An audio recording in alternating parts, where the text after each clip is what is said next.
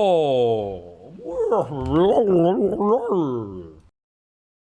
see we are quickly progressing to the indicting political enemies now stage of our democracy.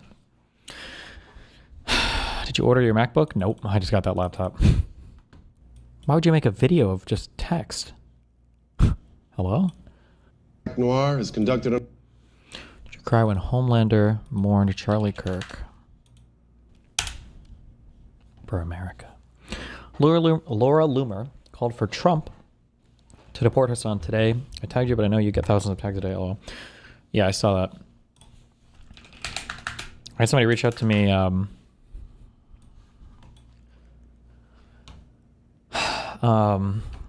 relating to the people relating to the upcoming congressional hearing for Twitch and Steam and everything.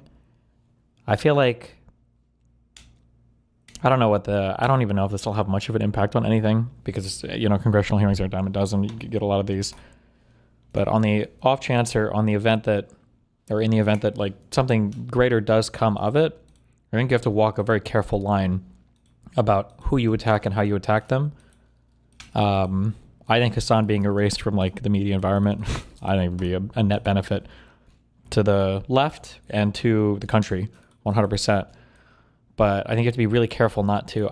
I don't want to co-sign the types of attacks that Trump wants to do on people. And I don't know if giving them ammunition against people like Hassan also gives them, like if they're using it to just group them with all leftists. I don't know. Feels weird. I'm not sure.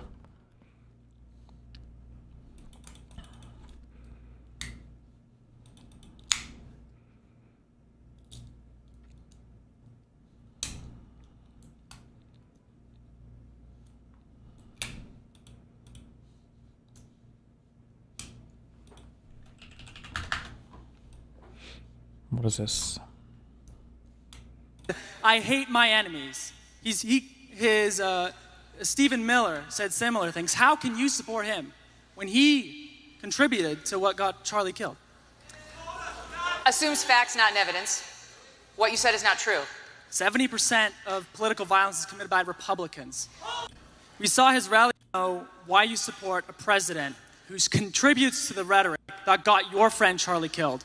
We saw his rally recently. He said, I hate my enemies. Stephen Miller said similar things. How can you support him when he contributed to what got Charlie killed? Assumes facts, not evidence. What you said is not true. 70% of political violence is committed by Republicans. Okay. Look it up. That's not true. DOJ just pulled it.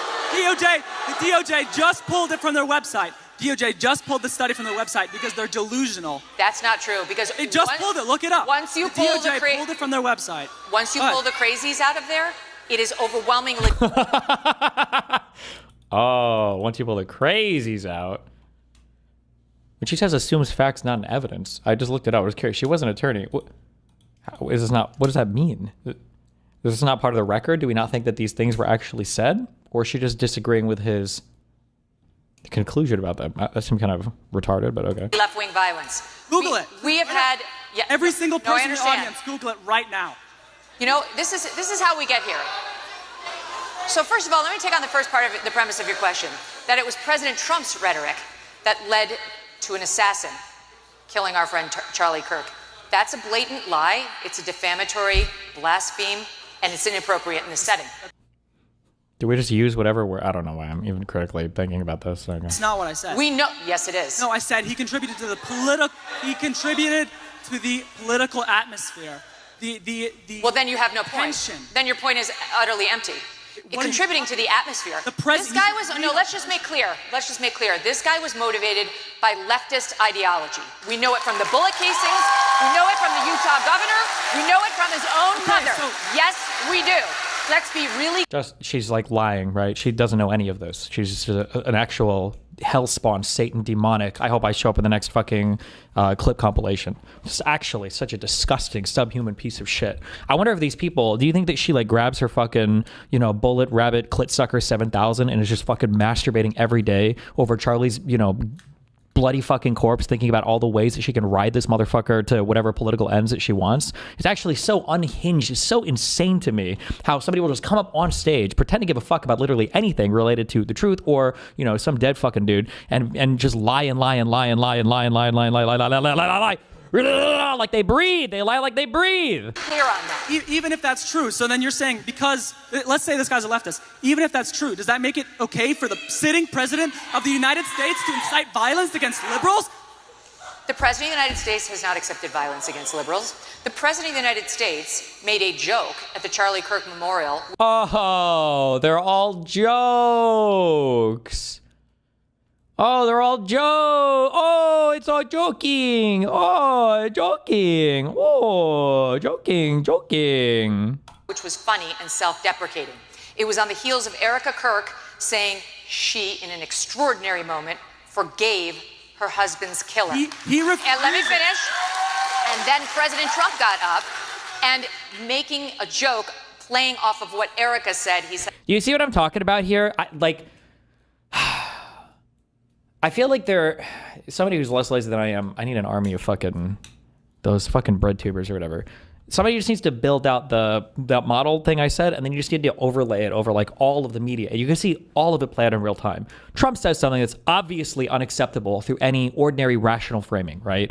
People are getting politically murdered in the country. You can't go out and say like, oh, I view these people as fucking enemies. I hate everybody, right? Obviously you can't do that. So what happens? Every single time this happens, every single time, without fail, the brain trust gets together in Telegram groups, Signal groups, or they just fucking meditate in their Trump shrines in their closets. Like, okay, how do we make this work?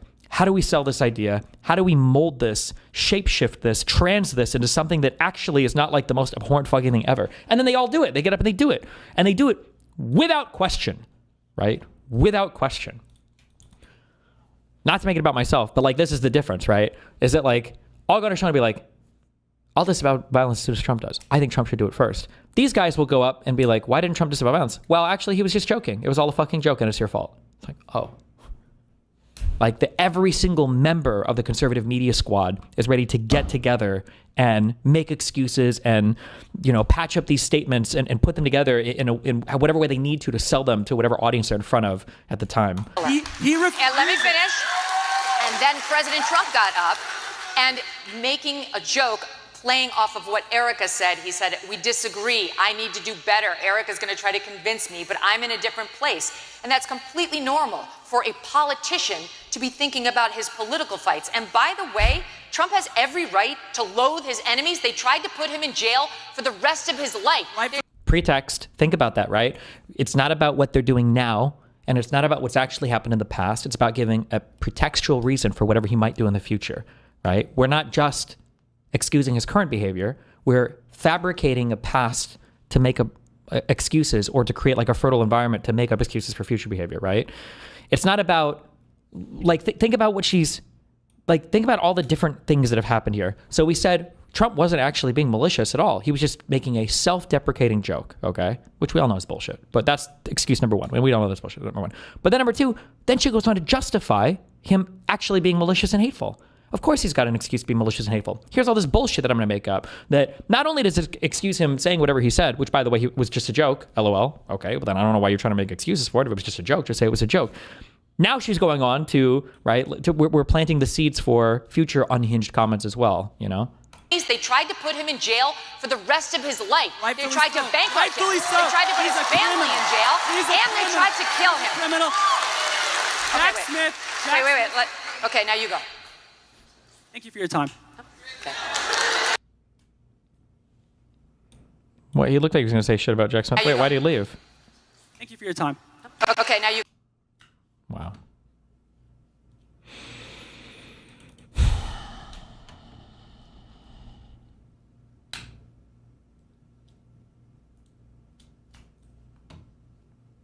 It's so crazy that like Trump managed to evade so many consequences and was held accountable for literally nothing and literally got the Supreme Court to rewrite the U.S. Constitution to give the president infinite immunity from criminal behavior.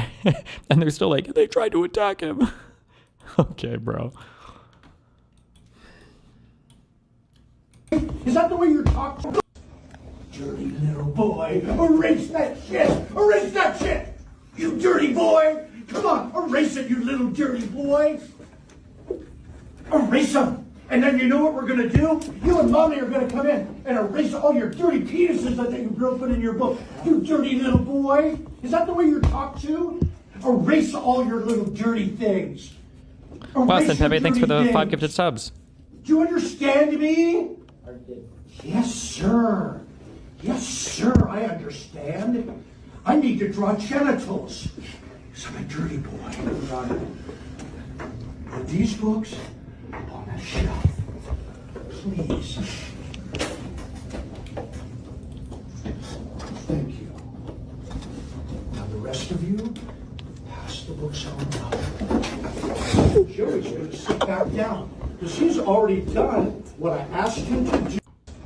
Dirty little boy, erase that.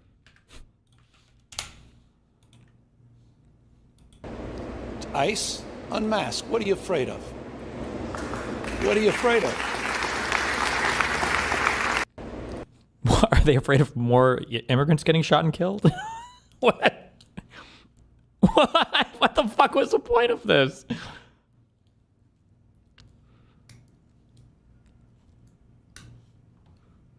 Also, goddamn, just think about how much fucking God hates Charlie Kirk. He guided the bullet into the firefighter to save Trump, guided the bullets into the immigrants to save the ICE agents, stopped the bullet right in Charlie Kirk's neck just to send a message. God damn. I do want to start talking about Gen Z men. 1 hour.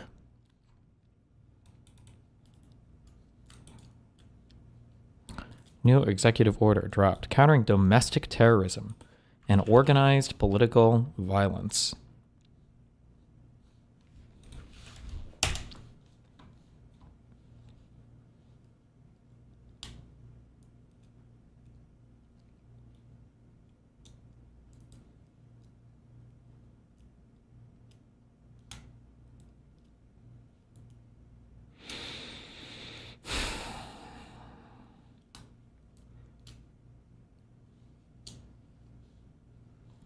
Even the way they phrase these things, he's only listing attacks against right-wingers or attacks ostensibly by left-leaning people. So the Luigi thing, 2022 assassination of Supreme Court Justice Brett Kavanaugh. I don't know the details of that. 2 separate assassination attempts against my own life. Riots in LA and Portland reflect a more than 1,000% increase in attacks on U.S. Immigration and Customs Enforcement officers since January 21st, 2025. Compared to the same period last year. And then just yesterday, a shooting targeting an ICE facility in Dallas resulted in multiple casualties. What a way to say that. If you're not plugged into the news, you would just assume that it was ICE agents or somebody that got shot or killed. Jeez. Separate anti-police and criminal justice riots have left many people dead and injured and inflict over $2 billion in property damage nationwide.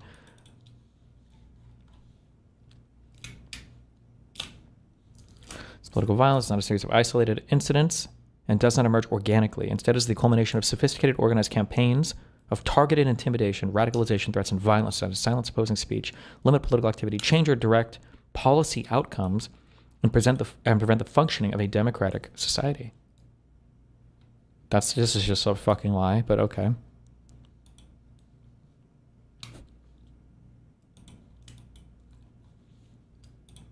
Or this is like, they're trying to sell this idea that all of this is like being organized behind the scenes, basically.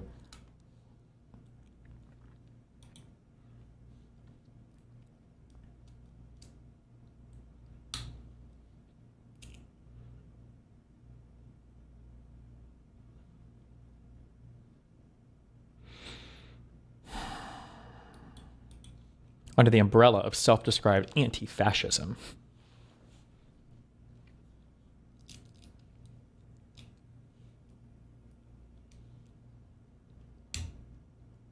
Common threads animating this violent conduct include anti-Americanism, anti-capitalism, and anti-Christianity, support for the overthrow of the United States government, extremism on migration, race and gender, and hostility towards those who hold traditional American views on family, religion, and morality.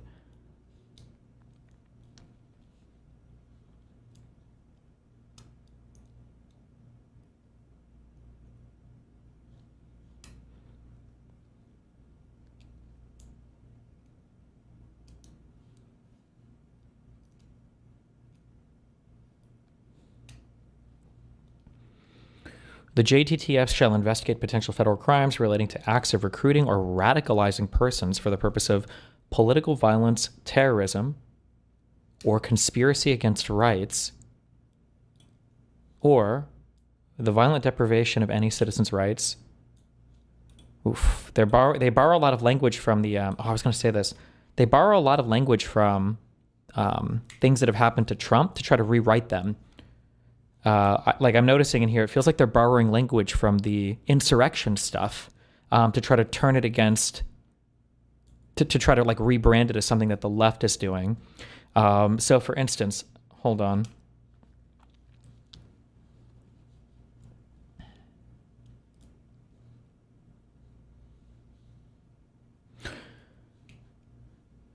So like this here, a culmination of sophisticated organized campaigns of targeted intimidation, radicalization, threats, and violence designed to silence opposing speech, limit political activity, change or direct policy outcomes, and prevent the functioning of a democratic society borrows a little bit from kind of like the understanding of an insurrection is to prevent the federal government from, carrying out its job.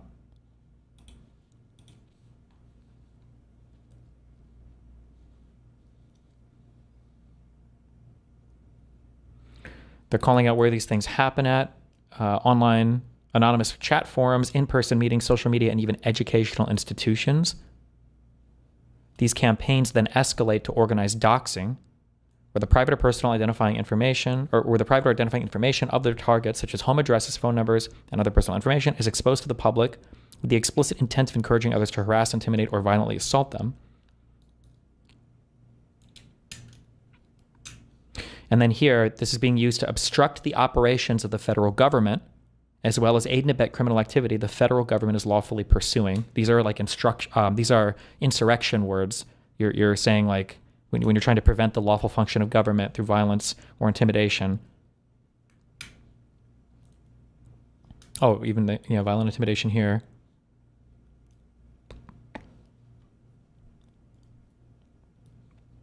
Against democratic institutions, constitutional rights, and fundamental American liberties, anti-Americanism, anti-capitalism, anti-Christianity, overthrow of the U.S. government.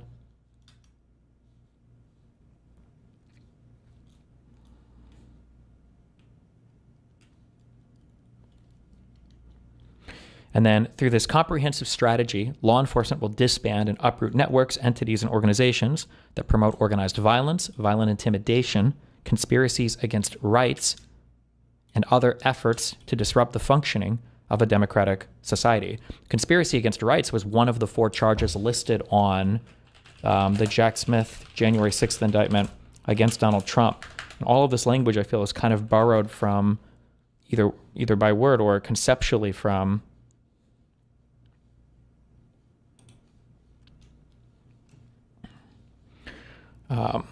what they were trying to charge him with.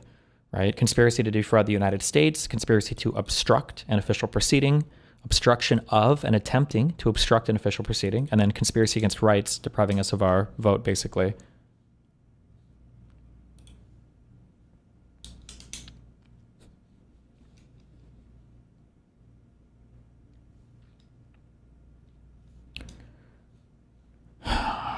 And then it's very broad what they lay out in here. So we're investigating and prosecuting federal crimes relating to acts of recruiting or radicalizing persons for the purposes of political violence, terrorism, or conspiracy against rights. Like this is very, very, very, very, very, very, very broad. They will also investigate institutional and individual funders. For who? People who just donate to political campaigns, that donate to BLM, that donate to who? And officers and employees of organizations that are responsible for, sponsor, or otherwise aid and abet the principal actors engaging in the criminal conduct described in subsections A and B. So anybody that is employed by or funds anybody that does radicalizing of people for conspiracies against rights? What is this?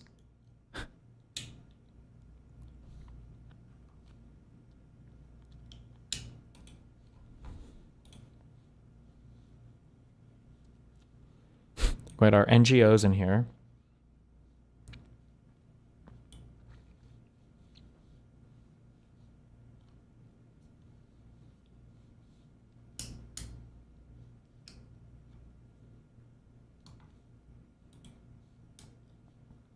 Shall consult and coordinate with executive departments and agencies as needed to determine whether such agencies can apply existing authorities or exercise their own as appropriate. National Joint Terrorism Task Force shall provide regular progress updates to the President directly through the Assistant to the President and Homeland Security Advisor. The Attorney General shall direct the DOJ to prosecute all federal crimes to the maximum extent possible by law, permissible by law.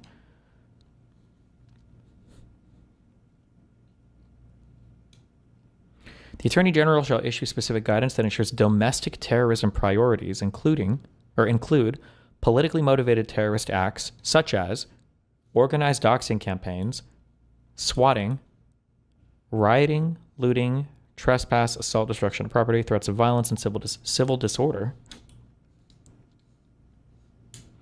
This guidance shall also include an identification of any behaviors, fact patterns, recurrent motivations, or other indicia common to organizations and entities that coordinate these acts in order to direct efforts to identify and prevent potential violent activity. This is fucking insane. Stephen Miller must write these, huh?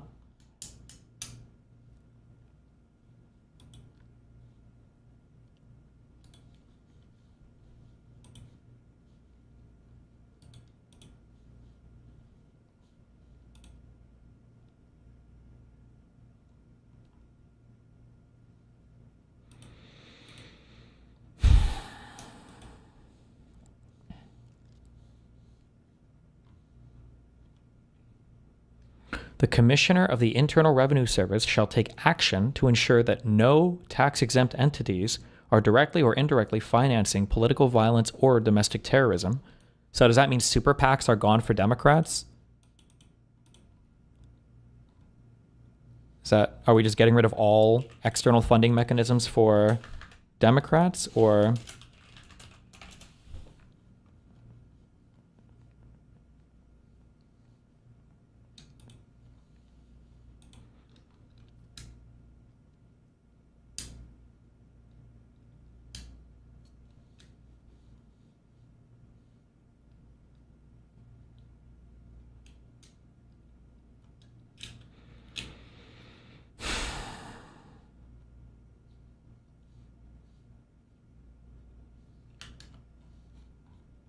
Jesus.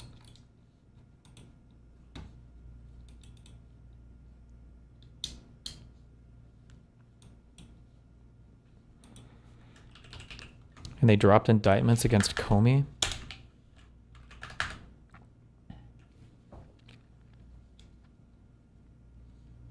How long ago was this posted? Count 1, false statements within the jurisdiction of the legislative branch of the U.S. government. Count 2, obstruction. Oh my God, because they're saying he lied to Congress.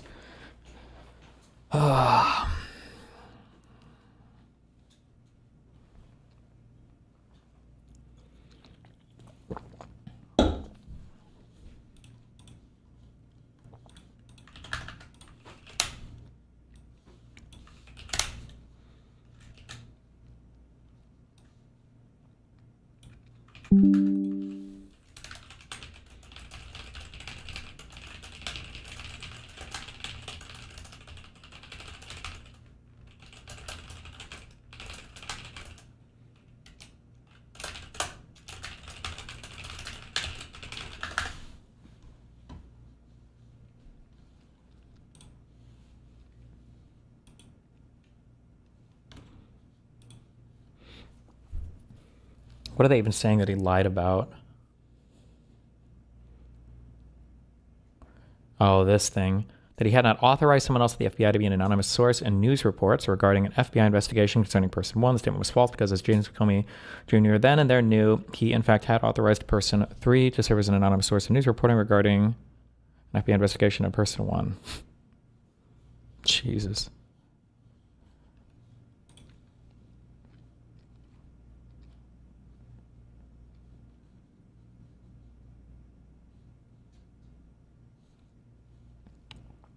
Was this what they took to the grand jury? Oh, what? And they returned a pro on 2 of the counts. False statements and obstruction. False statements. Yeah. Oh, so one of them they didn't agree with.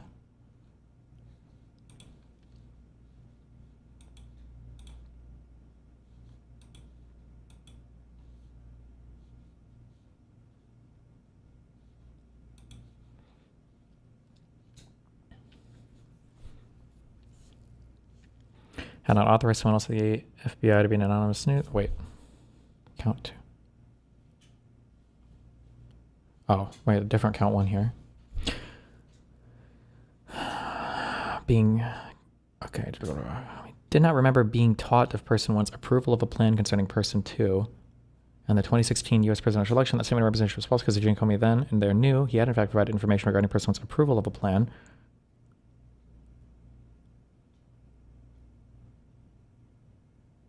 Do you think this has to do with the idea of Hillary Clinton approving the Clinton plan? Do you think that's what this is in reference to?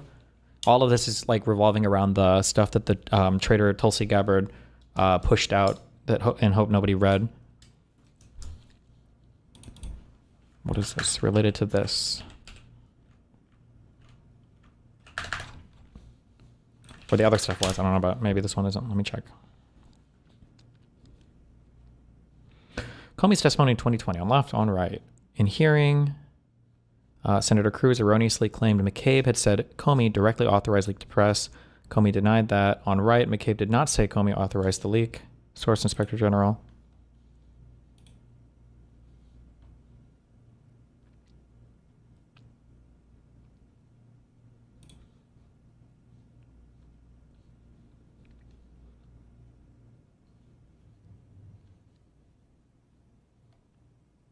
Okay, that's for the 1 count. I'm curious what this count, the other one is in reference to. I wonder if this is in reference to the Clinton plan that Rob Noor was obsessing over. During a Senate Judiciary Committee hearing that James did not remember being taught of person 1. He said he didn't remember being taught of person 1's approval of a plan concerning person 2 and the 2016 U.S. presidential election. Is that Hillary Clinton's plan, or Hillary Clinton approving a plan concerning Donald Trump?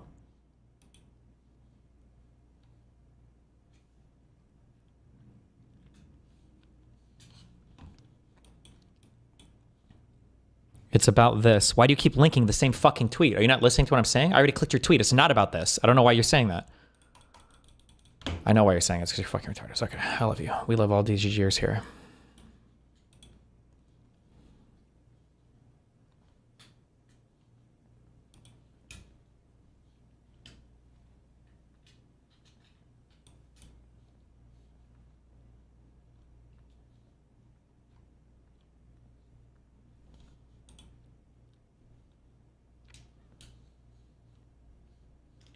Here's Jake Tapper's reporting regarding this on TikTok. Tropic vortex. Remember that term.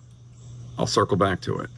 Right now, everybody's trying to figure out what exactly will be the charge if former FBI Director James Comey is in fact indicted for lying to Congress. And there's a lot of speculation about... Right, the indictment wasn't even out when he posted this, so how is this he's reporting on this? He's not going to have an opinion on this, about the indictments themselves, no? The September 30th, 2020 testimony where Comey said the following to Senator Lindsey Graham, Republican of South Carolina. So do you recall getting an inquiry from the the intelligence community in September 2016 about a concern that the Clinton campaign was going to create a scandal regarding Trump and Russia? I do not. There's also speculation that it has to do with testimony where Senator Ted Cruz, Republican of Texas, asked Comey if he stood by his 2017 testimony that he had never leaked anything to the press having to do with the Russia investigation or having to do with the Hillary Clinton email investigation. What Mr. McCabe is saying and what you testified to this committee cannot both be true. One or the other is false. Who's telling the truth? I can only speak to my testimony. I stand by what the testimony you summarized that I gave in May of 2017. Now, a lot of people are wondering if the part having to do with Comey saying he never authorized a disclosure, a leak to the press having to do with the Hillary Clinton email investigation, that is contradicted by former Deputy FBI Director Andy McCabe. So a lot of people wondering, is that what he's going to be charged with, lying about, because McCabe disagrees with him? My sources do not think that is likely to be the case for any number of reasons. One, it's a he said. McCabe thinks that Comey is, at the very best, remembering inaccurately, but that's possibly not enough to charge somebody. And also, McCabe has not been contacted by the FBI, my sources tell me, when it comes to this current investigation into Comey. So what could it be? Well, here's where Tropic Vortex comes into it.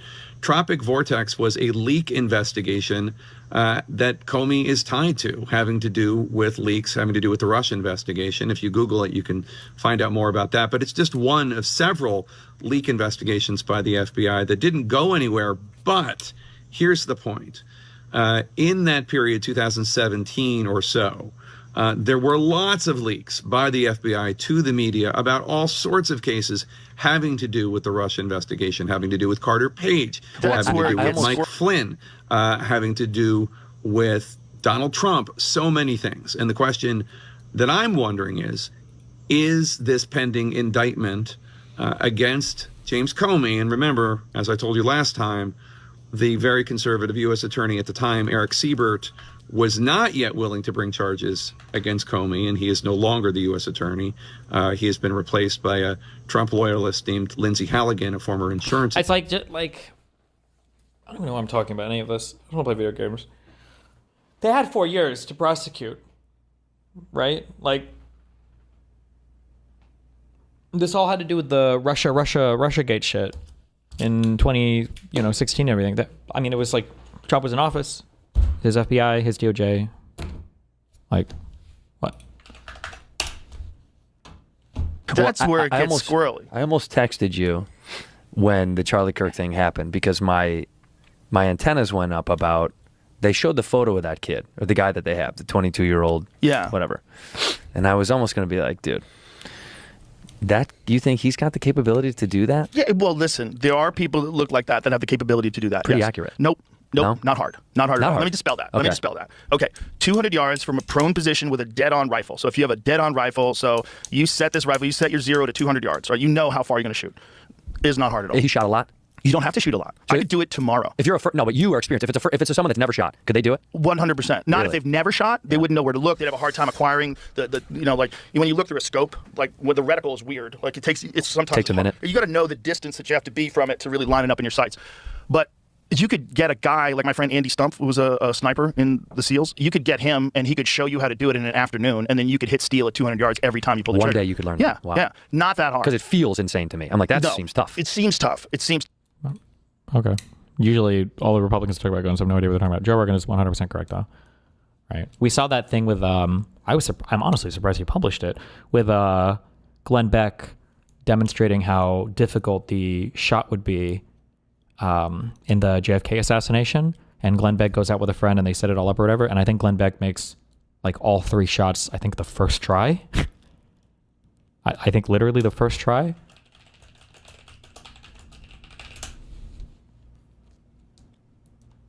Keep watching. He goes off the deep end. That's where it gets squirrely. I almost texted you. I went up to Oklahoma. Wait a minute. Wait. Where did they show it here? Or explain this, because it seemed odd. Once he did not talk about this idea of, I could relate to him on nerves fast enough for what I did yesterday. So I went out last week and I shot, and it was just stationary at the exact distance. Can I hit those things using this gun? Yes. Then we decided we have to do it though, moving and at the exact angles and as high up to 6 stories as we can get. Ladies and gentlemen. So yesterday I go to Oklahoma to this great side-by-side ranch where it's for hunters, and the guy who runs it is a guy who is a Beretta sharpshooter, if you will. He's the kind of guy that he'll go gun shows and stuff. And he'll throw up a quarter and he'll shoot a hole through the quarter. He's that kind of guy. Really good shot. And he said, "This is difficult." And I'm like, "Is it?" And he's like, "Yes, Glenn, this is a difficult shot. We're going to be here all day." Let me just say, my day lasted, I expected maybe 20 minutes. It was an 8-hour day to do this. Okay. Wow. So we take the shot. I don't want to reveal what we found, but we found 2 things that I did not expect. I thought for sure it would go a certain way, and it didn't. And then on top of that, he comes back, and because we had it in the back of a car. I think it was like an 8-hour day, like to set everything up and do everything. I think, but when he says he didn't expect it, I think when we watched the video of him doing, I think he did it all 3 shots on the first try. I think, right? It was in another video, yeah. Well, hey, what's up? Hello. Wait. I think your mic is muted.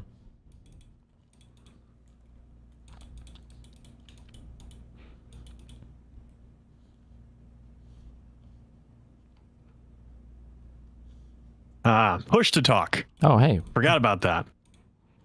Can you hear me? Yeah, how's it going? How's life? I'm good. How are you doing? Pretty good. Just a reminder, I'm streaming. Okay. Yeah, just so you don't say anything too crazy. Do you know anything about... I have no idea if you've ever seen any of my stuff before or anything. I do remember, I think I've heard of you, watched some of your stuff when you used to game. I'm not sure what you're into now. A lot of people have been, suggesting I talk to you. I think you'd seen the David Pakman interview. So yeah, I thought it would be awesome to kind of sit down. Yeah. Okay. Hold on.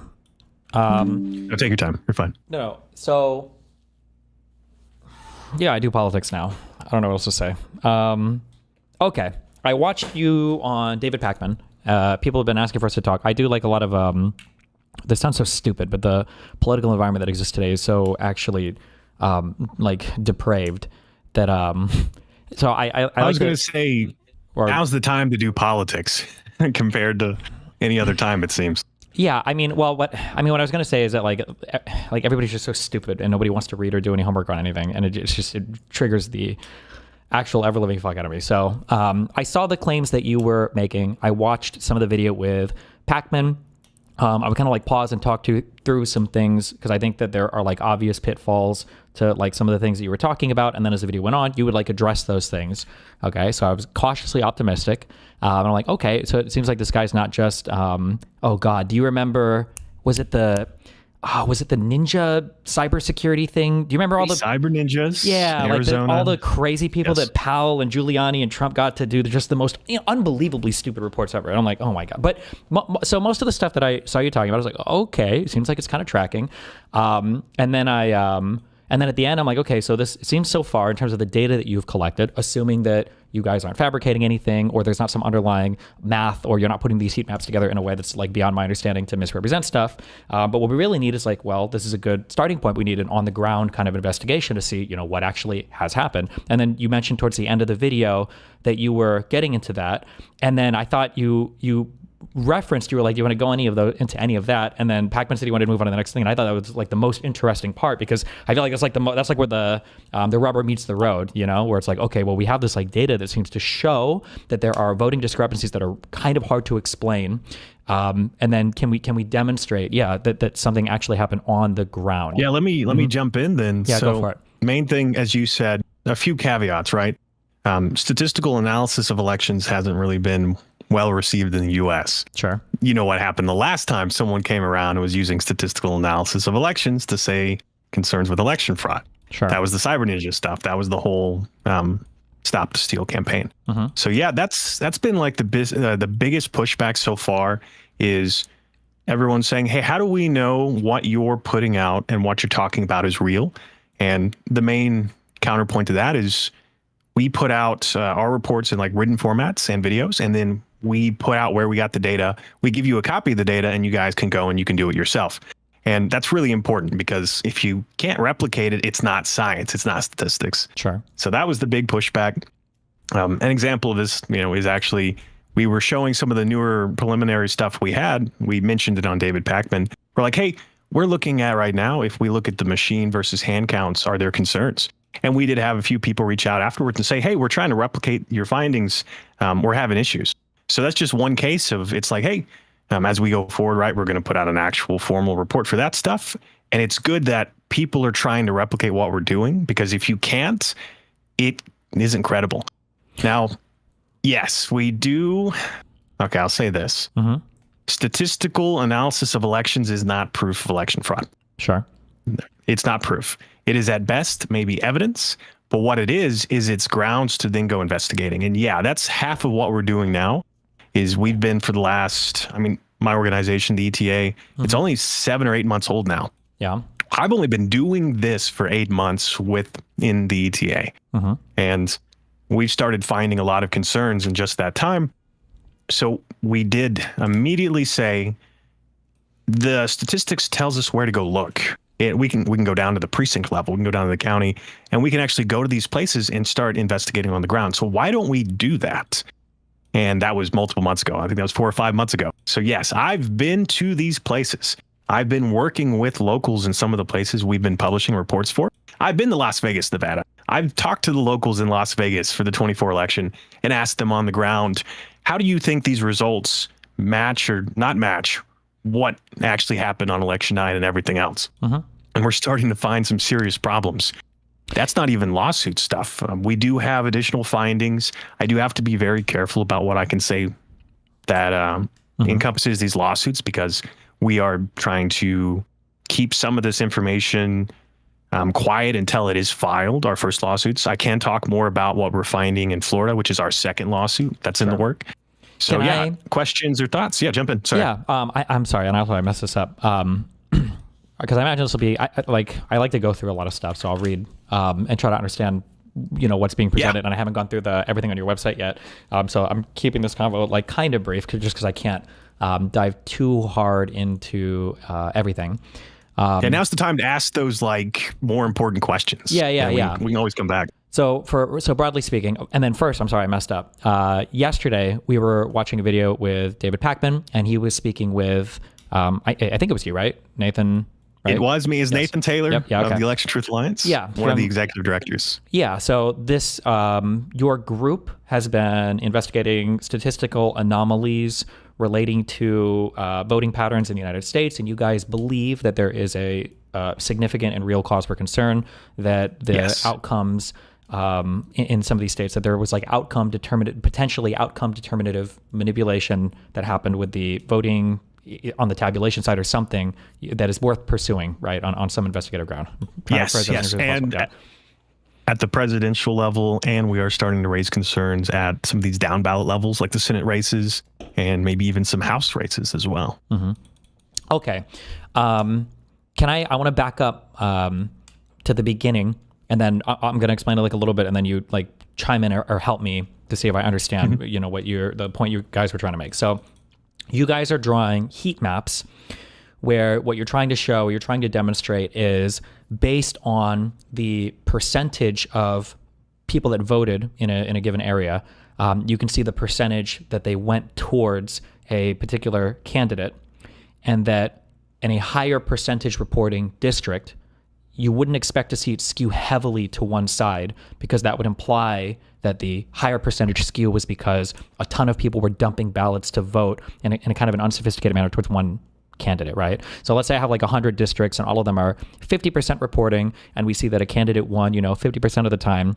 But then let's say that we have 2 or 3 or 4 districts and they're reporting much higher percentage participation, but those guys went 90 or 95 or 100% would be ridiculous for a candidate. It looks like the higher engagement was caused due to artificial ballots being inserted at some point that are obviously all pointing in the direction of a certain candidate. I'm bringing up what you just sent me on screen. Do I have an understanding of that so far? Here's an example. Yes, that was really good. And here's that visual to go with it. One of the methods, we do have a few different statistical methods. One of them is what you're talking about, the heat maps. I like them because they're really visual, and most people can look at them and figure out what we're talking about immediately without a lot of background. So this is a kind of a starter slide explaining what a heat map should be or should not be when it comes to elections. And this is based off of the work of credible election fraud experts. Peter Klimek et al. It's a group of election fraud experts that have put out papers on multiple elections they've done this heat map analysis on. We like to highlight Russia. Why? Why do you think we highlight Russia? Just to be honest. Because you have Trump derangement syndrome and you're obsessed with the Russia conspiracies, or because they're probably known fraudulent elections that are non-controversially fraudulent that everybody understands. Yeah. Yeah, it's well received right now that there are concerns with Russian elections, and that's why we like to use them as comparisons. Is they if they are manipulated, this is what they look like, and we do show that in the slide I sent you. We show that Russia, when looking at it on a heat map, it kind of becomes more of a comet trail up and to the right, and a more free and fair election should be a bit more of a circle. It should be more circular. And so we have went and done statistical analysis on some of the most populated counties in the swing states. Pennsylvania, for example, Philadelphia County, Nevada, Las Vegas, Clark County, and then North Carolina as well, Mecklenburg, I believe. And so we said, these are the places where you would expect the most left-leaning populations to be present because they seem more indicative of these areas. Let's go and look at how both candidates are performing in these counties. And it is, when we look at it statistically, it's not about who's winning. It's not about who is getting more votes overall. What it's about is we're looking at every precinct in the county and we're saying, is there any change from precincts where there was low turnout to precincts where there was high turnout? And if there is, what does it look like? Is it across a majority of those precincts? Is there almost like a threshold? And that's what we've started to find, is that in Philadelphia, for example, I believe I can pull up an example for you here, if you give me a moment. We did do a heat map of some of these biggest counties in our reports, put them up on our website. But yes, we are starting to find that in some of these most blue areas, there almost seems to be a turnout threshold. And in precincts above that turnout, the Republican candidate for president is beginning to significantly get more votes across all of those precincts. And this is the same type of effect that is being flagged in Russian elections for potential ballot stuffing. As I said, there's a couple things that could cause it. And in this case, the range that it's happening and almost the threshold, we can't find any reasonable human voting behavior that would cause this. And we're very concerned that it could be caused by either physical or digital ballot stuffing. Now, in this case, we are very worried that it could be digital ballot stuffing because we haven't been able to get any reports on the ground of people finding, across every precinct in the county, bad actor, right? No one is reporting the amount of legwork that it could have taken to physically do this. We're very worried it could be a compromise of the tabulation system, could be digital, and it wouldn't require all of the legwork. And that's what our investigations have been looking at. That's what our lawsuits are following up on. And give me a moment and I can get you an example of what we're talking about for one of the counties. Yeah. Okay. So before we head in that direction, so this is a selfish request. Maybe you've already got this on your website, and maybe it's not. There's whatever. Most people wouldn't ask or don't care.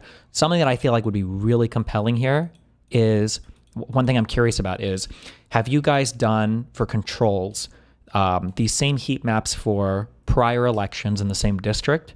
So for instance, like if you could show that for the last 8 elections, this is what the heat map looked like in this district and maybe even in neighboring ones. And then in 2024, this is the heat map, right? It looks significantly different. Number one. And then number two, controls for nearby districts. I know that on Pacman, you showed one thing that I thought was really interesting, which was, I think it was a heat map from all the votes in the same district where half were done by tabulation machines and the other half were hand counted, I think. And you were able to demonstrate like a 10-point difference, I think, in the kind of like the scatter or whatever, or that you could see it, like going more in favor of the Trump on the one versus the other, which I thought was interesting because you would need some kind of plausible explanation for the difference. I think that was within the same district or a different one. But can you speak to that? Because I feel like the controls here would be, because obviously, right, there's a million predictions or things that can happen in any election, but like showing more controls like that to show like this is the only time it happened, or it doesn't happen like this. And in other control states where you wouldn't expect to see it, you don't see anything like this. Yeah, I'm just curious what your thoughts are on that. Yeah. So one of those examples we did show is we showed a preliminary analysis of looking at if there is a compromise of the tabulators, would there be a difference between the small areas that hand counted versus machine counted? That preliminary analysis, we did have some data errors in that, so we do have to go back and update and make a public statement on that, and we'll be doing it. Okay. But we do have an even more in-depth one. I can't talk about that yet. We've not published it. I want to follow up once we've published it, and then we can sit down and talk about it. But it is concerning. There are some statistical concerns when looking at places that use the machines to count their votes versus some of these other rural areas that counted them by hand. And it's interesting because, as we said, and this is in Minnesota, by the way, Minnesota was, I believe, won by Harris overall, and it does seem to lean a little bit more blue. So it's interesting we're seeing some of these effects even in Minnesota. But for your other question, you asked, have we looked at the past? Have we looked at the 2020 elections in the same areas? Have we looked at even 2016? We have. We have not yet published these yet for a few reasons. The first reason is we wanted to focus on 24 first and kind of do those, but we did start publishing some of this stuff for our Las Vegas or Clark County, Nevada analysis. I believe this isn't in the official report that is up on our website, but we have published this before in videos, and I might be able to show you an example of it, but we did look at 2020. And the reason why we don't publish as much as the earlier elections yet is because we're finding some interesting things in these earlier elections as well. And I'll ask this for you, and I'll show you an example here in a moment. But what do you think 2020 looks like in comparison to what we've been putting out now? Just off the top of your head, right? Statistically speaking, if we're looking at the 24 election and we are concerned that it could be manipulated, do you think the 2020 election would look more statistically normal? Or do you think it would look different in its own way? Intuitively, it's hard because different intuitions can pull in different directions. My intuition would be that 2020 might actually look quite a bit rigged, just because the high number of people who might vote who wouldn't otherwise vote because of the access to mail-in ballots would probably be more likely to vote Democrat. So you would see a heat map that looks a little bit more scattered, or not scattered, that looks a little bit less legitimate. But I imagine that would be the underlying reason why. That'd be my guess. But I'm not sure. Yeah, you tell me. Yeah. So what we have started to find and what we started to make known as we look at 2020 is the amount of mail-in ballots for 2020 is substantial. The amount of voting that was mail-in was a lot. Yeah. And what we found is when looking at 2024 and comparing it to 2020, and we have published this on our Pennsylvania analysis and a few others, we've looked at the statistical concerns by vote type. So we did do it for mail-in, we did it for election day. 24, mail-in looks far more statistically normal. Election day or early voting, depending on state, does not. That's where we're starting to find these problems. So we said, let's look at 2020 as well. And in Nevada, we did pull 2020 voting data, and we found the same concerns in 2020 in some of these places, such as Clark County, where early voting for Las Vegas was showing not the exact same pattern, but a similar concern of a certain threshold is met, and then we begin to see one candidate begin to get more and more of the vote. But we don't see that for mail-in. And as I said, mail-in, for example, in Pennsylvania for 2020, mail-in was like 70%, I believe, of Biden's vote share at the time. So it is interesting. We're starting to find these things. As I said, we will publish some more of our 2020 findings and go back even further and make those comparisons. That is in the works, because that's the question everyone wants to know is, how does 2016 look? How does early 2000s Yeah, I was going to look? say, one of the things for when it comes to data that I can always tell like a snake oil salesman is whenever somebody's talking about something about economics or crime or epidemiology or whatever, anytime somebody's like, if you compare this to 2020 or 2021, you see a huge difference. It's like, okay, those are really weird, really weird years. Seeing the 2016, 2012, 2008, I think seeing that kind of data would be really interesting. Although I imagine going too far back is going to be difficult because obviously you're not going to have some of these tabulation machines. I don't know when like Dominion and the other software company or hardware company, I don't know when they even started rolling these out. So that might be challenging as well. There are some challenges where they didn't actually start reporting some of this level of data until 2016. And yes, they've been changes. Some of these counties and states have shifted machines around and actually got different brands. So they do change from some election to some election. That goes into our analysis as we just look, hey, is this the same systems used? I will say this. We have publicly made this statement. We are concerned that the top two voting systems, which span 70% of the U.S., or 70% of the U.S. systems, we are concerned that if those are compromised, they could create some of the effects we're seeing. And we've started going to the non-swing states and finding the same counties that use those systems there. And we're seeing the same patterns, even in places that aren't swing states, but they use the same systems. So that's really something as we go forward and publish more of that. It's not a question then of, was this a focus around certain places? But as we've said, we're very concerned if it's tied to the machines, it could have occurred almost anywhere these machines are used. And that's something that needs to be investigated. And that's the other half of our push, is we're saying, hey, statistics at the end of the day, it's not proof of anything.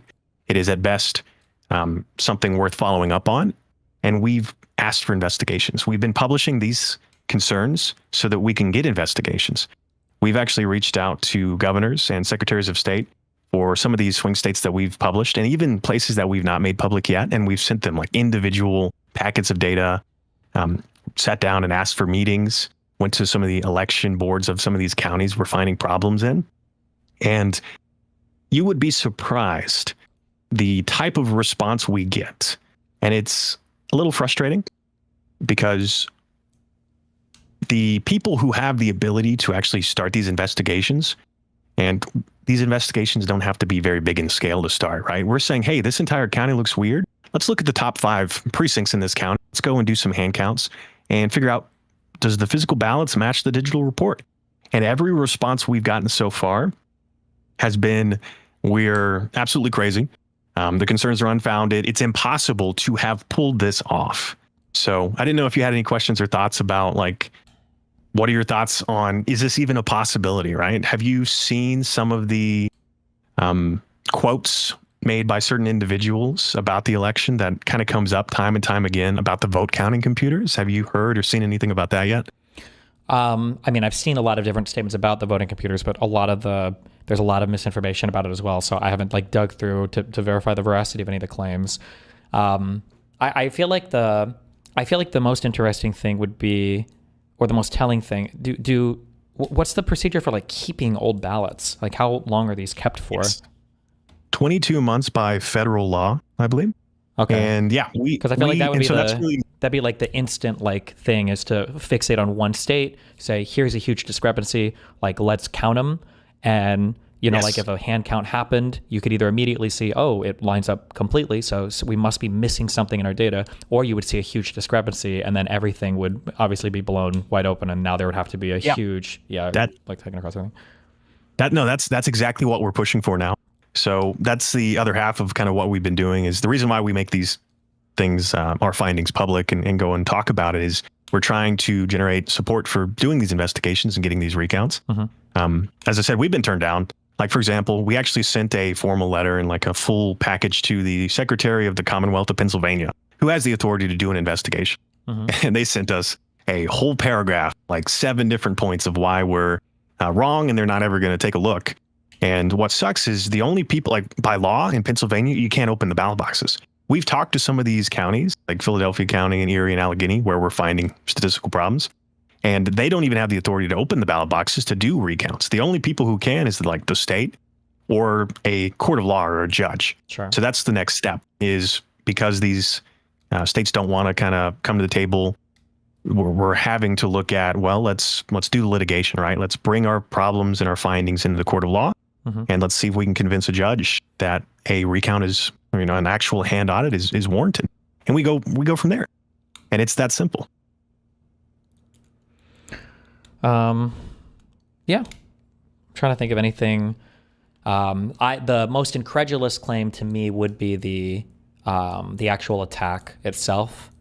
I can't imagine it can't be like a requires physical access thing, because it just seems so unlikely to me that so many different districts, machines, and everything would be compromised. So the vector would have to be some kind of like online access, or something that's getting the machines before they're distributed, or something. Yeah, that was our first concern, is when we started doing this statistical analysis, we're like, the consistency when this effect begins to happen it's too consistent. It's almost all of these precincts or all of these places that are using these systems.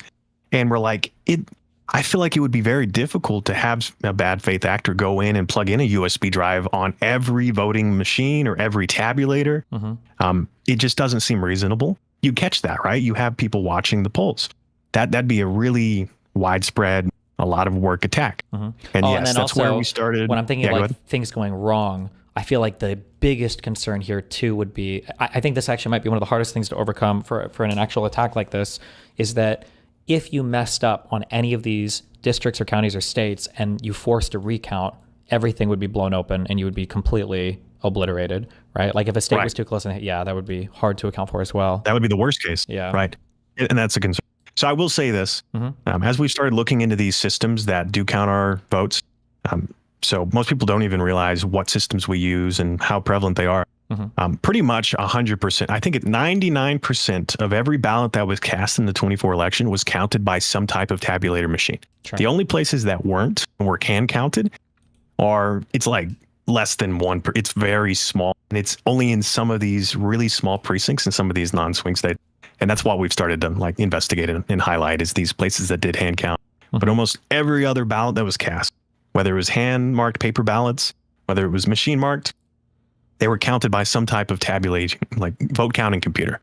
And we're finding that in the largest vote counting computer systems, which span pretty much a majority of the US, the swing states specifically, the precinct scanners, tabulators that they do use to count like paper ballots or machine marked ballots, we're finding in Pennsylvania, for example, these counties are using these tabulators and they have cellular modems in them. And that's how they're sending their early results to the county. And people, we didn't know this was a thing. And the companies really didn't want to tell us that this was a thing until we started investigating. But some of these have cellular modems in them. We know because we actually started pulling up the specs on what they are. They seem to use like a Verizon cellular component in them. And we started finding documents when we were investigating that these counties actually, they use them, and it's documented and everything, and it's efficiency. And I'll say this.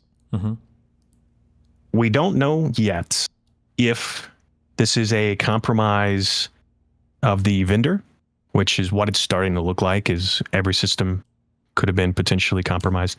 We don't really know how or who or why in that sense, but we do know there's a couple avenues that have started to raise flags. So for example, there was a software update to ES&S systems prior to the election that we are now investigating, and other groups have started highlighting as this software update didn't require any additional inspection of the machines after it went out.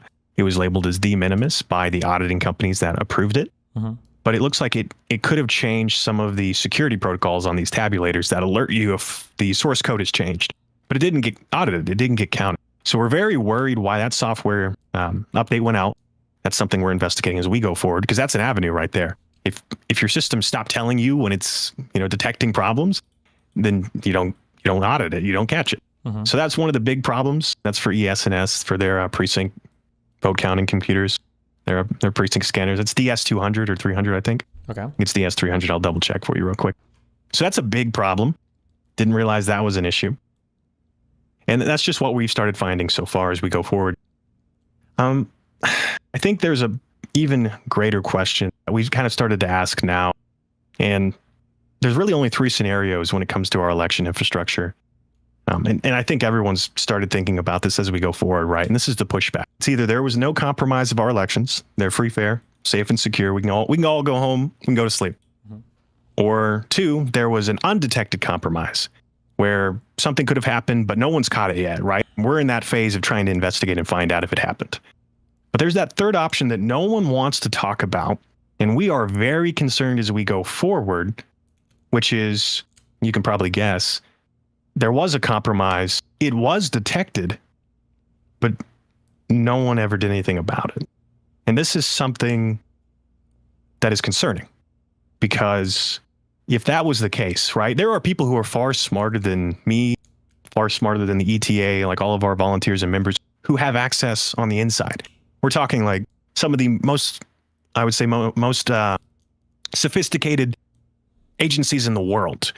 And if we can sit here on the outside and do these analysis and raise these flags, I would bet that the people on the inside could do and may have already done what we are doing right now. And that begs the question, why did nothing ever happen? But we don't know. As I said, that is speculation. Mm-hmm. But I think that's a concern that as we go forward into our lawsuits, into our litigation, and we start publishing some of the things we're finding that aren't statistical, that are actual evidence, that question is going to keep coming up. Did you have any thoughts on that? Sorry, I threw all that at you. No, I mean, when it comes to grand conspiracies, I usually there are like the big problem with this administration is there's a couple blockers that usually make it impossible for me to buy into them. But unfortunately, this administration, for a variety of reasons, has knocked a few of those down. Like, for instance, the idea that a cabinet member would be so closely beholden to what the president says, I would consider highly unlikely, because it historically just doesn't work like that. But obviously, with the Trump admin, it's a lot different. Or the idea, behind people lying about things or fabricating stuff. This administration changes a lot. That being said, I have the position that probably a lot of skeptical people you've run into have had, and that voter fraud on this level is just not possible because of how many districts there are. So you have to be able to at least demonstrate some, attack vector, some similarity between all the things that can be done by a single central actor, because there's no way you're roping in thousands of people for this. Yeah. Right. And you talk about the machines, that's interesting. I guess I'd be curious on the software side. So there would have to be a software update that goes out to these machines. Once the software update is done, it's something that would allow, I guess, votes to be added in some way, size, shape, or form that wouldn't be obvious or detectable. I don't know what people's normal interactions with the machines are when it comes to tabulating and seeing the totals. It would have to be an update that goes out to every single machine. It would have to add votes in a somewhat strategic way, right? Because you wouldn't want to risk like having a single county report over 100%. Well, let me push back a little bit ahead. here. Yeah. Mm-hmm. So, as you know, I don't think. What my specific background, by the way, is computer science. I have a degree in network security and information systems. I was a 25 Bravo computer tech specialist in the Army Reserves, and then I actually commissioned as a signal officer in the Army Guard. When we talk about cybersecurity concerns, what's interesting is if the common pushback we get is yes, right? In order to pull this off, if these systems aren't connected to the internet, it's not possible. Well, we're starting to find that the tabulators could be connected to the internet because they have cellular modems in them. And unless you think cellular modems aren't connected to the internet, then you're on your phone, you're connected to the internet. It's the same thing. What's interesting is the concern is if something has access to the internet, and you have designed or developed a very specific target, you could upload malware on it before, after, during. Obviously, we don't know at this point. We only raise the concern because the tabulators do seem to be like that common thing that is prevalent all across the U.S. And with my background in cybersecurity, I am very concerned that if these tabulators have cellular modems in them for a majority of the systems, that is a avenue to potentially compromise them remotely, digitally. Anyone with a cellular modem, like they're talking to anything that has an antenna and can talk to it. And you can send malware over cellular. Well, so yeah, that would be the question, though, because I don't know the architecture of the machines. I don't know the architecture of the software. Like, there are, like, it could be the case that the way the software is designed, assuming there are no, unknown exploits or vulnerabilities that are, floating out there, and depending on how it's, just depending on the architecture of the software, that having a cell connection doesn't necessarily mean that somebody would be able to compromise other parts of the machine or send commands or things to the machine that would change on the machine vote totals. Like, I would be surprised if there was like a proprietary built-in ability to do that. That would be very surprising to me. Yeah. So that would. That's a good point. And so I did go to DEF CON where they were talking kind of about this concept or talking about compromising the machines. And I can be honest, we don't know. Yeah. We don't know anything about these systems beyond what we're being told by the companies. Sure. And their common pushback is this. They'll say, these are proprietary systems. You can't know. It's, in my opinion, I think it's silly that we are entrusting probably the most important process for our country to a black box voting concept, right? It's not open source. It's not been tested by anyone else outside of these companies or these audits. So yeah, we don't know. And we've not been able to ask, and we've not been able to even go and investigate yet. And it looks like it's going to take a actual legal battle to ever be able to sit down and understand how these systems work in the first place to determine if they are vulnerable. So yeah, I mean, these are all really good concerns. But the pushback we're getting to even ask these questions is very concerning. because, I mean, at the end of the day, as you said, it doesn't have to be a big deal. Like, you can just go hand count a few of the ballots and just go look at the system and make sure everything's good to go. And if there's no problems, why wouldn't you publish that? Why wouldn't you, take that to the news? But we're getting kind of a sit down, shut up response from some of these groups that it's a little concerning. So. Yeah, there are ways that I can see that you could easily either validate or invalidate the theory. But then I can also see like there's a lot of blockers. States are obviously very protective about their voter data. Actually, I think it might have just been announced today. I think that Pam Bondi just dropped that they were suing, I think, 6 states for refusing to turn over some of their voter data. That might have just come out today. So yeah, states are protective about that. And obviously hardware companies are going to be protective of proprietary stuff. And that's a good point. It's like, I think the problem is we've set the expectation that these systems should be proprietary, which it's a completely different situation. I would argue, knowing cybersecurity and information right now, I would push for open source voting systems, because how can we be sure that the systems are secure if people aren't able to test them? It's the same thing we're doing with our data, right? Our analysis. We're putting it out there so that people can do it. Anyone and everyone can find the same concerns we're finding or not. And that's the problem now, is really the only secure way to run something is potentially open source. Yeah. But yeah, maybe, yeah. But nonetheless. But yeah, any other like big thoughts or questions? Anything else I can throw at you? But as I said, we do. I'd love to follow up as we go forward and we do more stuff. I can. We'll probably message, and anything else, as you said, you want to look at some of the last election data and do a comparison. We can set that up. I'll probably need a little bit more time and make a little visual for you.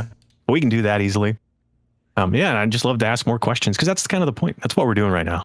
We're asking questions and going from there. Yeah.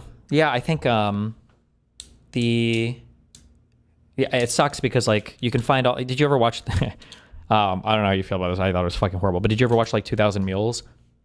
I didn't, but I heard about it. Yeah, it was like basically the guy bought a bunch of cell data, and he found a bunch of people that took like the same paths, and he tried to find people that went around like the voting booths or the ballot boxes. And then I thought that was going to be the first half of the video, and then the next half would be them trying to actually track these people down or look at CCTV footage to see if they were actually ballot stuffing. But that was just the whole video. It was just showing people running the paths.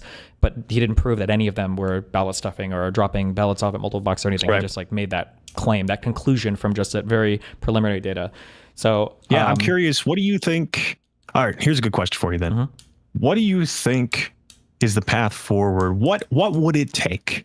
If I could present something to you right now that isn't like statistical, what would it take to really open the door for this conversation? Oh yeah, no, that's why I'm saying. Get into like, yeah, because that's what you guys are trying to do now. Obviously, a recount in a suspicious district, you would have to choose a district that's like sufficiently off the norm compared to historics and compared to ideally statistically weird and everything. Yeah, with good controls, other counties that hand counted or whatever. And then if you ran a recount and you found a significant disagreement, like you would only have to do one of these to basically, I think, blow everything wide open. Open the door. So I'll say this. I'll tell you just a little bit about what we're starting to find that is going into the lawsuits and everything. I can't talk too much about it. I can start talking about Florida, and we will actually be releasing some of these findings in like reports in Florida as we go forward. And here's what we found. So we asked the same questions. We said, let's go look at the counties we're starting to flag statistical weirdness in. Let's get their voting data, because you can ask the county to tell you who every voter in a county is with their address and their name. And they gave it to us.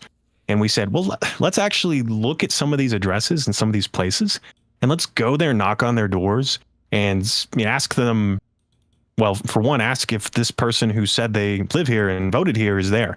And the first door I knocked on was, we said, hey, let's go to the place where all of these houses were under construction during the election. There should have been no one living in them because they were being built, and they weren't closed on until after the election. So no one should have lived there and been residential and should have been able to cast their vote from the address. But they did. And so that's what we found when we went there, is I knocked on a address that had a couple who had moved in after the election. And we said, hey, you have an active voter here. Your husband's name says he voted in this county in the 24 election. Can you confirm that that was you when you were here, when you didn't live in this address? And their response was, we didn't live in this county. in 24. We lived in an adjacent county and we moved after, and we actually voted in that other county. So it's weird that it's showing as having voted here. And we said, okay, maybe you reach out to the county and then we'll follow up from. That was the first door I knocked on. I then proceeded with some of the locals we were working with to go to other locations that just seemed weird. Like we went to one store that had 7 active voters. I said, we'll have a formal report and we'll put all this out for you. But we started going to locations where there was a lot of active voters under different last names in one place. And we went to a UPS store and we're like, there's no residential houses here. What's going on? That was another instance that just was weird. Then I went to, and one of the biggest ones that still sticks to me now, and that will be kind of thrown into our lawsuit as we go forward with Florida findings. I went to a marina and I was like, okay, there's like 16 people. I believe it was 16. Don't quote me on that number. As I said, we'll go back and we have a formal report where we laid out everything we found. But we went to a marina and we talked to the owner of the marina and we said, hey, are there people that live here, maybe live on like houseboats and cast their votes and get their mail here? She said, yeah, there's like a few. And we're like, all right, well, we have a list. Can you confirm this list for me and tell me if these people are, actually receiving their mail here and live here? And we proceeded then to go down this list, and she knew maybe 25% of them. The remaining amount show up as active voters. She has no idea who they are. They don't get their mail at this address, but they registered at that address to vote, and it says they counted a vote. Now, why we bring this up, and the reason why I think this is important as we go forward, is if there is a compromise of our elections, and you have compromised the digital voting systems, it would be really helpful to know who can vote and who does vote in a county. Because if you're stuffing, you would stuff for people either aren't going to show up to vote, or you may even make voters that don't exist and vote for them. So we're starting to ask that question in Florida as we are going around and finding these types of discrepancies. So what are your thoughts on all of that? And we'll probably close out here in a minute for me, but yeah, that's just some of the stuff we're finding. Like I think any of this would be really valuable if it showed up in some kind of civil or especially like criminal case, to where if it was possible to demonstrate that here is a voter, like you've gotten information from the county saying this person should have voted from this address in this election. And then if you're able to show up with these addresses and find out over and over again that those people didn't live there, something that would be interesting. There's theoretically, especially without having personal knowledge of the hardware or the software, we could theorize a million different types of attack vectors. Right. Yeah. All the way from the machines, were compromised, like Hezbollah pagers, before they ever left the shop. I remember that. Yeah. All the way but to we don't know. That's kind of the point, right? Yeah. All the way to some kind of SIM card malware, all the way to, like more sophisticated attacks. Obviously, the more sophisticated the attack, like utilizing types of voter data that doesn't, utilizing like unlikely voters, all of this adds, when you're making a plan. I don't know, another layer of sophistication. You ever played like Dungeons and Dragons? Yeah. I get what you're going for. Anytime you add another layer of sophistication, it's more likely harder. Yeah, this is. I agree. And keep in mind that any one of these mistakes could theoretically reveal it all. Yeah, because if one person goes to vote who is not a likely voter, and then they find out you already voted, what? And then they dig into that would be game over across millions and millions of votes. That would be really difficult. Yeah.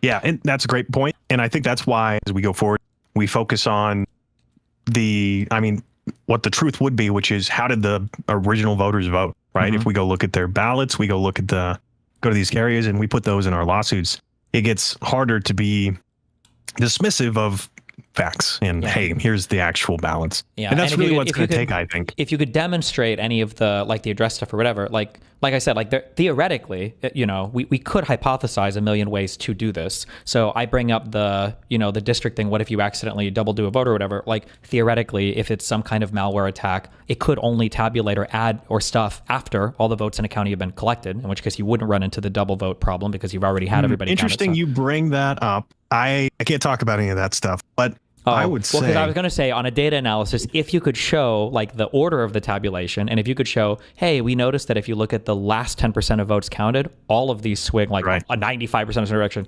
that starts to look really bad, right? Now, I'll say this. as I said, as we go forward with one of our lawsuits, it would be interesting if we found concerns where a report at a certain time after, the polls had closed and, the results had started coming in at a time when, let's say 7 o'clock election night. This is the type of data it would take, right? If you found reports that at 7 o'clock on election night, there was X amount of votes for these counties by party, if it was like mail-in or return or whatever. And then if you had like the official report and those votes decreased, that would be a real red flag of some of these concerns, because I can't think of any reason why votes would go down after being cast and counted unless there was like an error and it would be documented. So that's the type of evidence I feel like would be a good step forward as we, ask these questions. Would you agree? Yeah, potentially. Yeah. Yeah. So that's the type of stuff that will be going into our lawsuits. We have found those types of concerns, and that's kind of what we're building for. Is we just want answers, we want to verify, and ultimately we want to look at the original votes. So okay, cool. Well, if anything, I guess solid or stronger, or if anything emerges from any of the lawsuits, or if you get any cooperation from any voting, role disseminating people, people that want to make that information available, whatever, that'd be interesting. Like that Marina visit, having that documented in a court case or something, that would be a really interesting thing to see. Yeah, laid out for sure. Yeah. I'll wrap up and I'll just explain that. So yeah, we are working on 2 different legal actions right now. One of them, we've retained a lawyer, we've got plaintiffs, we've got an expert witness for some of the statistical things we talk about. And that one, we are, I would say, probably close to around 90% ready to file it in the coming weeks. We've had a few delays just wanting to, you get one shot at something like this, right? Yeah. Or else, like, you can't mess this up. If we file a lawsuit and it's found as frivolous or there's you can't make a mistake. So we've had to be very, very careful about this first lawsuit. And we are building that second lawsuit where we will be putting out reports on what we're finding in Florida, because we can be more transparent about it. We're still working with like some local lawyers there and building that out. But I'd love, as I said, as we go forward and we put these things out and we progress, I would love if you're ever interested in kind of following up and having some more talk, having some more debates. More than happy to show you some stuff as we go forward. Cool. Yeah. Just, you shoot me a message on Discord. We can chat whenever. Yeah. All right. Well, thank you so much for having me. I appreciate it a lot. And you have a good rest of your night. Cool. Thanks a lot. I'll talk to you later. Bye. Bye.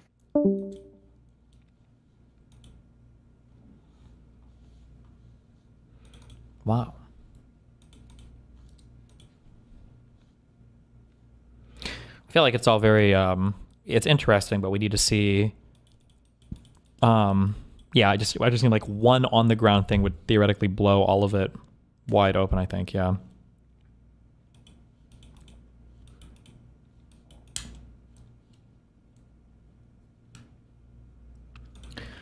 Destiny, this will shift your priors on backdoors and hackability. The described hack pathway is insane. When you say it's insane, do you mean like how sophisticated an attack could be? Or do you mean like it would be impossible? Or do you mean it's insane the effort that some people will go through to do things?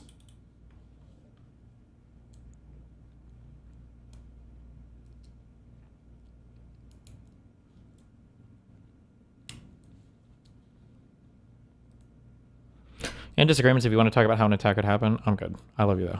That, like, theoretically, because we don't know what the hardware or the software looks like, there are ways that attacks could happen.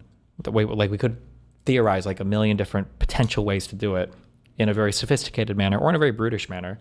But it would be nice to see. I feel like there's not much point in theory crafting like an attack vector until you can demonstrate some actual like wrongness in the ballot tabulation. If you can demonstrate it, then you can start digging through potential attack vectors afterwards, I think. But yeah. Do you really think they are capable of such a sophisticated attack on voting? I would have to know more about like the architecture of the software. Like, is it made in C# or Python or HTML or Ruby on Rails or Cursor or Fedora or iPhone or Temple OS or